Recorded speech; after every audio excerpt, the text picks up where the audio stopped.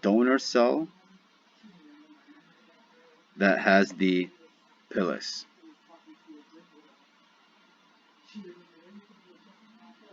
Okay, which basically transfers through the pilus the DNA. This needs to form a direct bridge. You have to know that this is direct because there's direct contact between the two bacteria.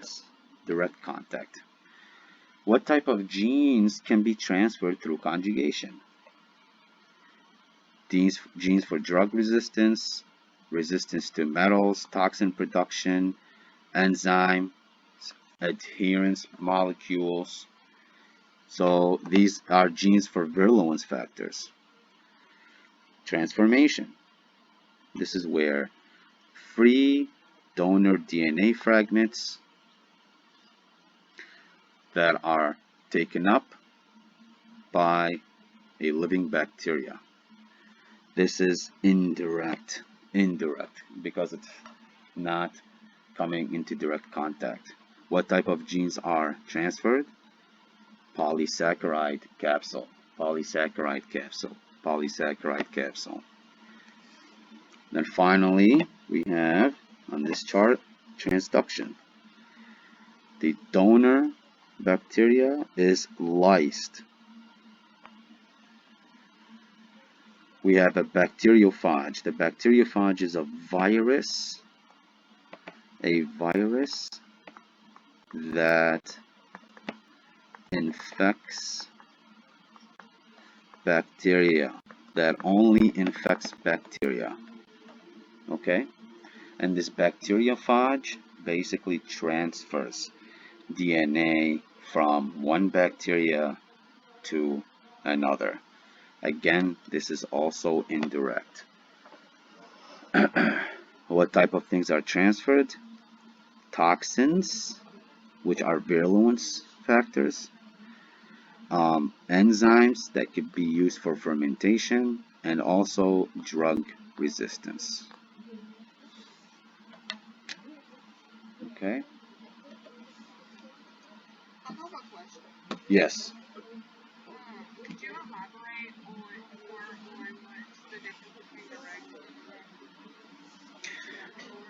Yeah. So when we say direct and indirect, we're saying that there is no direct physical contact formed like you see in the conjugation process because of this bridge that forms between two bacteria. As a result of this bridge, it forms a physical direct contact. Whereas in the other two, the transformation and transduction, there is no physical contact between two bacteria. Does that make sense? Good question.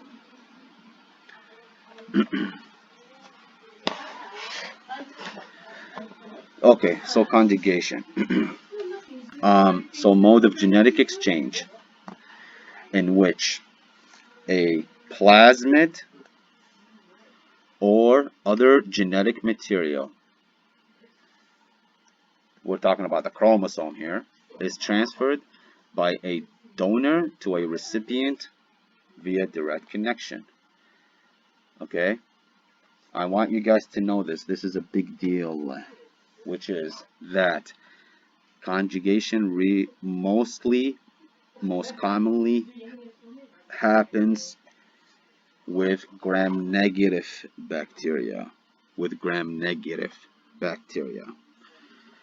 So we have gram-negative bacteria that have what we call the fertility factor, abbreviated the F factor. This fertility factor allows for the synthesis of the conjugative pili. Okay? So this one has the F factor. The recipient cell has recognition sites on its surfaces. So recognition sites. Okay?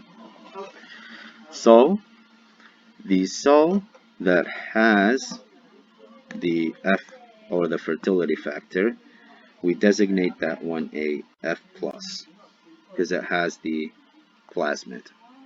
The one that lacks it, it's called the F minus.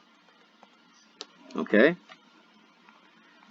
Then, obviously, contact is made between the two when a pili grows out from the F positive, from this one, and connects and attaches to the surface of the F negative cell, bringing the two cells together. This is basically what this is, guys. What this is basically bacterial sex. That's literally what it is. Okay. Okay. Now, any questions on this slide?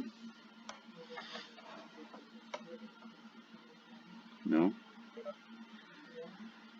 Okay. Now, gram-positive conjugation. Okay. Gram-positive. In gram-positive conjugation, okay, the replicated pieces of DNA are passed across from one cell into another. Okay, replicated pieces of DNA are passed on from one cell to another. Okay, I want you guys to know that conjugation is considered a conservative process. Why? Because the donor bacteria keeps or retains a copy of the genetic material that got transferred. This is very important. It still keeps a copy of the genetic material that is being transferred. So E. coli, by the way, guys, can you guys tell me E. coli if it's gram negative or is it gram positive? What do you guys think? What do you guys think? Is it negative or positive? Nope, it's gram negative. Do you guys want a cheat way to remember E. coli if it that it's always gram negative? You guys want to know a good way?